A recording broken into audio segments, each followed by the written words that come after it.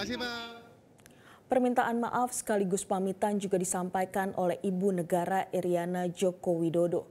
Iriana menyampaikan hal itu saat menghadiri acara penyuluhan anti narkoba sejakarta di Veldomor, Jakarta Timur. Dan selanjutnya saya minta maaf kalau ada salah-salah kata selama ini.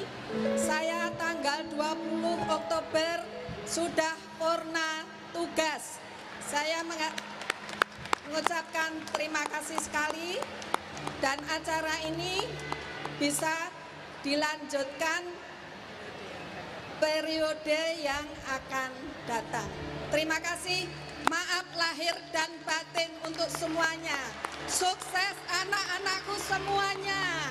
Terima kasih. Terima kasih semuanya.